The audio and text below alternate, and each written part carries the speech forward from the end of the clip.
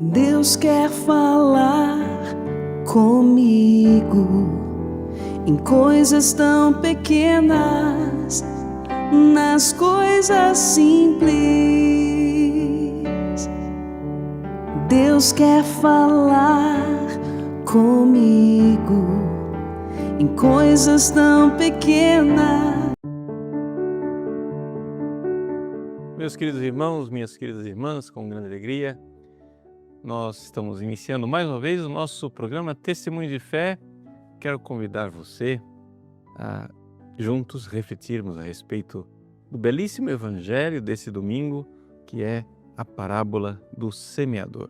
Aqui quem fala é o Padre Paulo Ricardo e nesses próximos minutos vamos pedir mesmo que a palavra de Deus, simbolizada por esta semente, brote em nossos corações. O Evangelho é São Mateus capítulo 13, versículos de 1 a 23. Vejam, com esta parábola do semeador, nós estamos iniciando um terceiro discurso de Jesus no seu Evangelho de Mateus.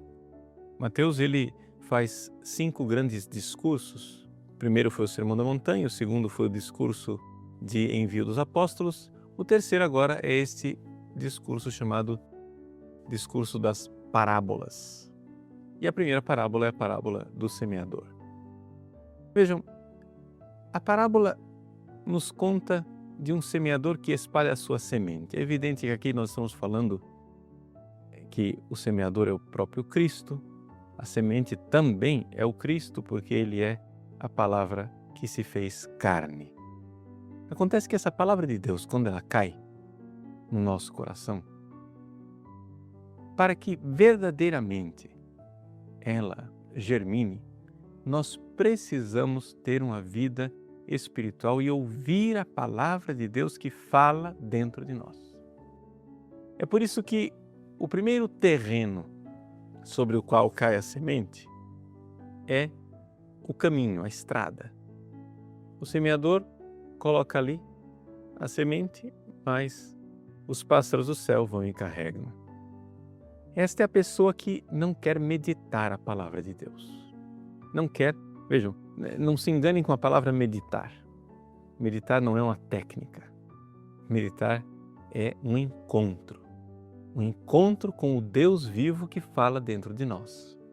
Quando você ouve uma palavra de Deus, essa palavra jogada no seu coração, você precisa realmente meditá-la até que finalmente ela germine, até que finalmente uma luz ilumine você interiormente.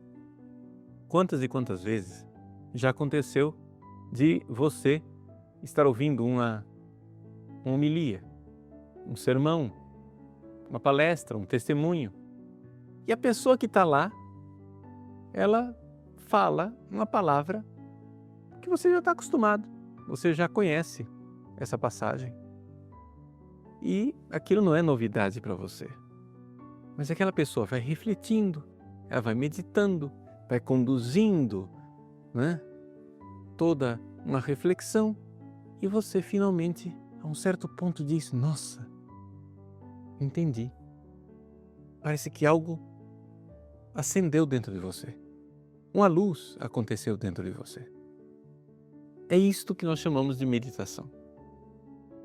E esta realidade da meditação, ela é importantíssima, porque sem isto, a vida cristã ela não começa.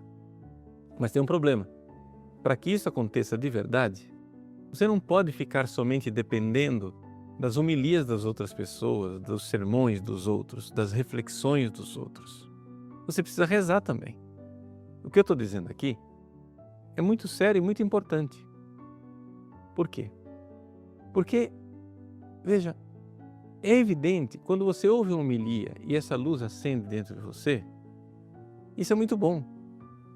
E, de fato, é Jesus ressuscitado quem está iluminando o seu coração. Mas quando é que você vai arranjar homilias suficientes ou palestras suficientes que façam isso todos os dias? Não, você não tem tempo para isso. Você precisa se encontrar diretamente com Cristo.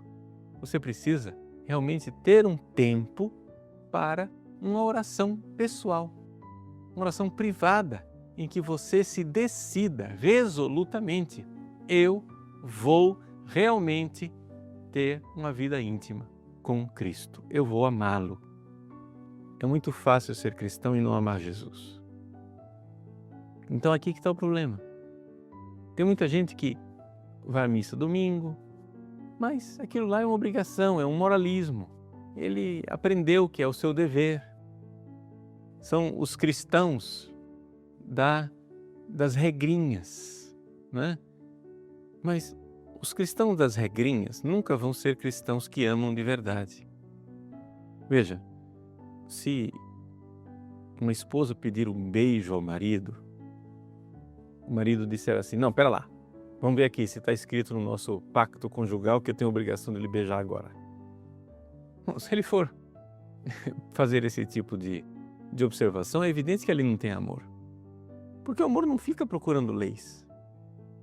O amor, ele é generoso. O amor, ele dá quando ele não é obrigado a dar. Ele vive de generosidade. Então, este primeiro passo, ele é importantíssimo, porque senão a semente não brota. Você precisa realmente meditar a palavra de Deus, ter um contato com Cristo, porque senão o negócio não funciona. Agora, Santa Teresa d'Ávila, ela, uma excelente observadora da vida espiritual, ela recordou que tão logo uma pessoa decide que vai meditar, tão logo uma pessoa decide que vai rezar, ter uma vida íntima de amor com Jesus, todas as portas do inferno se abrem e aquela pobre criatura vai ser atazanada pelos demônios. Por quê? Porque o diabo sabe a importância da oração. Veja, meus queridos, somos nós que não sabemos a importância da oração. O diabo sabe perfeitamente que uma pessoa que se põe a rezar, uma pessoa que se determina a rezar, uma pessoa que realmente diz que vai rezar, essa pessoa é perigosíssima, perigosíssima para o reino de Satanás. Por quê? Porque esse é o caminho da santidade e ninguém se faz santo sozinho.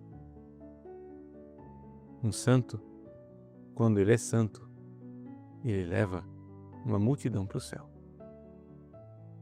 Então o diabo tem que fazer de tudo para que nós não tenhamos vida íntima com Cristo. E é por isso então que tão logo a semente cai no caminho, vem o passarinho e leva. O passarinho que leva é o diabo.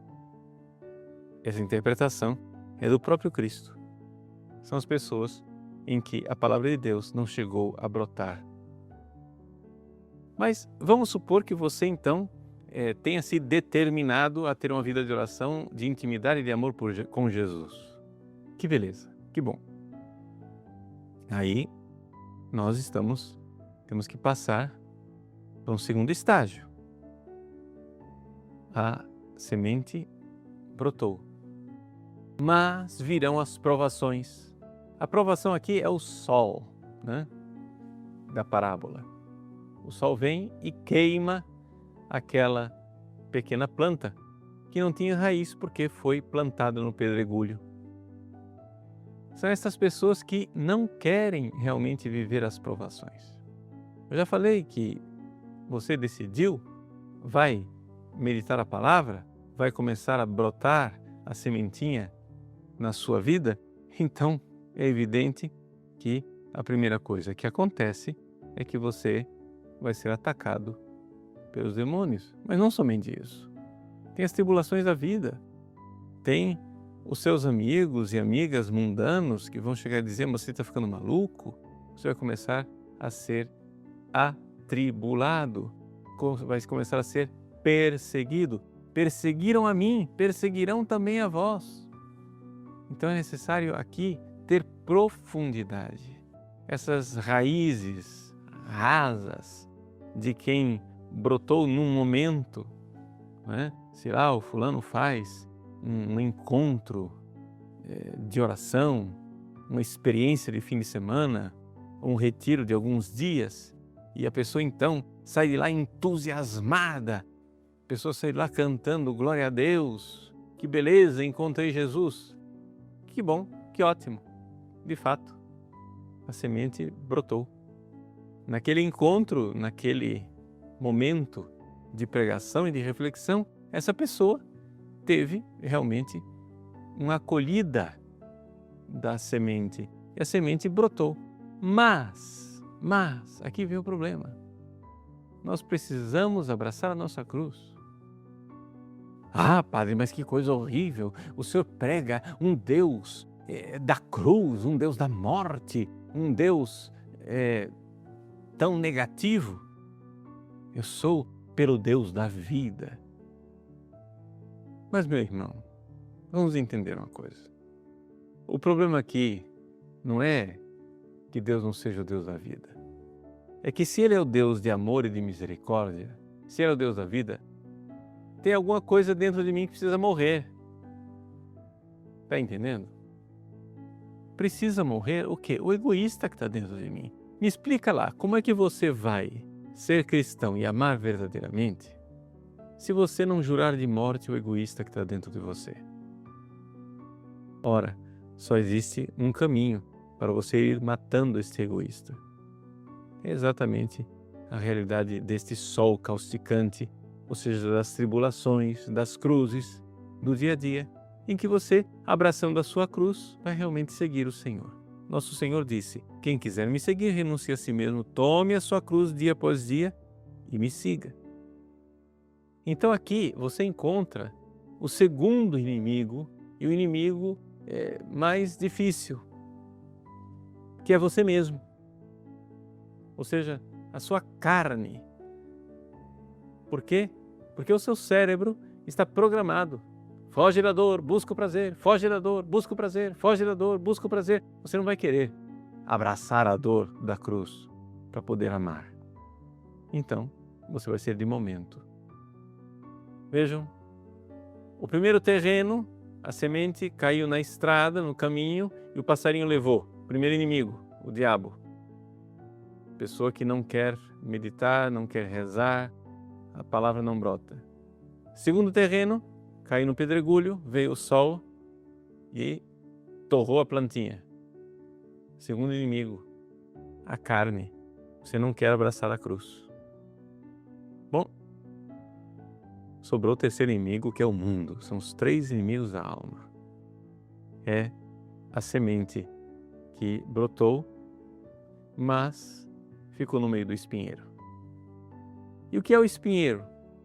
O espinheiro são as preocupações mundanas. Veja, essa mentalidade mundana. É importante que você se dê conta que entre o pecador e o santo existe um negócio no meio. As pessoas acham, às vezes, que só existem essas duas alternativas, né? Ou eu sou pecador, ou eu sou santo. Então, se eu não estou matando ninguém, roubando ninguém, se não estou cometendo adultério, então eu já sou santo. Não, calma lá. Espera. Entre o pecador e o santo, tem uma coisa no meio. É o mundano. E a pessoa mundana é aquela que quer ser santo, mas não quer pagar o preço da santidade. Ou seja, quer ter um pé dentro da igreja e um pé lá fora no mundo. Essa pessoa ela está dentro da igreja, mas está olhando pela janela o mundo lá fora com inveja. Da felicidade daqueles que aproveitam a vida e eu aqui miseravelmente preso dentro desta igreja que tudo me proíbe e que nada aceita. Bom, são esses os mundanos. Nosso Senhor aqui vê que os espinheiros crescem e sufocam as plantas. Então, sendo assim, não vai ter realmente nenhuma transformação de vida, não vai ter nenhuma vida nova, porque você não quer pagar o preço. O espinheiro, portanto, é esta realidade do cristão mundano. Agora, deixa eu dizer para você, isto não é um problema, isso é uma epidemia. É uma epidemia por quê? Porque parece que nos últimos tempos nós estamos todos atravessados pela grande necessidade de sermos iguais ao mundo que nos rodeia. Só que, gente, o mundo que nos rodeia é um mundo louco. É o mundo da cultura da morte. É o mundo da vida, onde os seres humanos estão cada vez mais animalizados. Veja, o que é que move você? Tudo que move é movido por alguma coisa. Ou você é movido pela graça, movido pela palavra de Deus, movido por Jesus, ou você é movido pelas realidades mundanas. E tudo o que há no mundo é exatamente como diz São João, a concupiscência da carne, a concupiscência dos olhos e a soberba da vida. Então, por que as pessoas não estão cometendo pecados graves, gravíssimos, etc., vão vivendo uma vidazinha cristã medíocre? Estou contente. Mas não há outra maneira. Você precisa romper. Você precisa romper com a mentalidade mundana. Deixa eu explicar para você esta mentalidade mundana. Um dia, um jovem procurou Jesus. Jesus estava caminhando, ele chegou e disse: Senhor, o que eu devo fazer para entrar no reino dos céus? Ou seja, esse jovem estava perguntando para Jesus: o que é que eu devo fazer para ser salvo? E ele disse: Jesus, siga os mandamentos. O jovem alegremente diz que já segue esses mandamentos desde a sua mais tenra infância. Jesus olha para ele e o ama, diz o Evangelho de São Marcos. Ora, nós não estamos aqui falando de um faz de conta. De fato, Jesus olhou para aquele jovem e o amou. Portanto, de fato, aquele jovem, como ele perguntou a Jesus o que devo fazer para entrar no reino dos céus, aquele jovem irá entrar no reino dos céus. Mas Jesus diz: te falta uma coisa para ser perfeito. Te falta uma coisa para ser santo. Para ser santo é muito mais do que ser salvo. Vai e vende tudo que tens. Jesus pede a ele que deixe o seu projeto mundano. Veja, o que Jesus está dizendo para aquele jovem não é que ele se torne frade, monge, padre, religioso. Não. O que ele está pedindo para aquele jovem é que ele ame Jesus mais do que a si mesmo. Agora, nós podemos fazer isso nas nossas profissões seculares, na nossa família, com nossa esposa, marido, filhos, pais. Isso é possível no nosso dia a dia. Agora, o que não é possível é você querer viver essa altíssima vocação de santidade a qual você é chamado, que Jesus chama você, negociando com o mundo. Ou seja, com os seus amigos que vivem uma vida devassa, mas você não quer parar de se sentar à mesa com eles para tomar uma cerveja. Por quê? Porque você diz: não, mas eu não posso abandoná-los porque eles são meus amigos, afinal das contas, eu posso evangelizá-los. Bom, faça um exame de consciência e veja que o que está acontecendo é exatamente o contrário. É você que está sendo depravado por eles. Você não está evangelizando a ninguém. Aí você diz: não, mas eu não posso deixar os meus amigos. Bom, seus amigos o que fazem? Tem conversas indecentes, tem todo tipo de atitude errada. Bom, o que é que você deve fazer? Entrar numa bolha? Viver num iglu no Polo Norte? Não, não é isso.